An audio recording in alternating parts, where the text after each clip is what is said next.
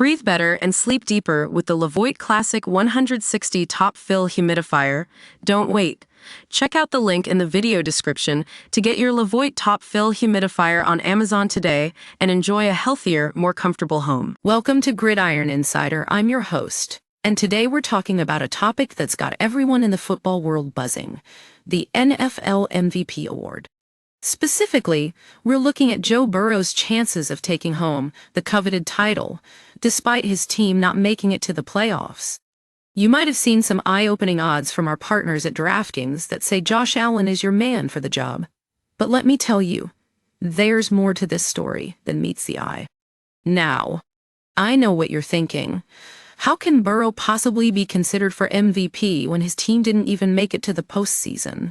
Well, Gridiron Insider has got the inside scoop on why this season is still worth giving Joe Burrow the recognition he deserves.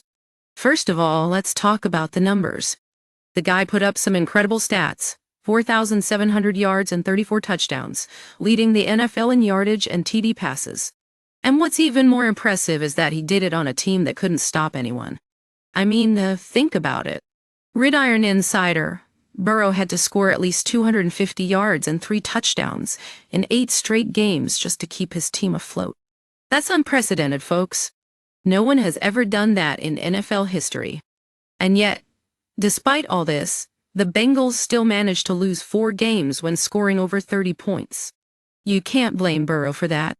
Though, he did have a weak offensive line to work with and was facing a tough AFC North schedule. Now, I know some of you might be thinking, but what about the defense? Didn't they kill your team? Well, Gridiron Insider's got the breakdown right here. The Bengals' defense was indeed a disaster. But that's not Burrow's fault. He did everything he could to get his team to the playoffs, and yet they still choked out 4 games in brutal fashion. I mean, come on, guys. A pie call against the Chiefs? 2 missed FGs against the Chargers? And 2 more losses to the Ravens by 10 points? That's just unacceptable. So, even though Burrow didn't have the best supporting cast or the most favorable schedule, he still managed to put up some of the most impressive numbers in history. And you know what?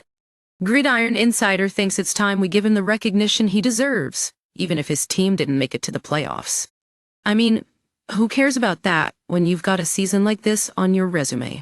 In conclusion, folks, Joe Burrow is definitely in the running for NFL MVP, and I think he's more than deserving of it.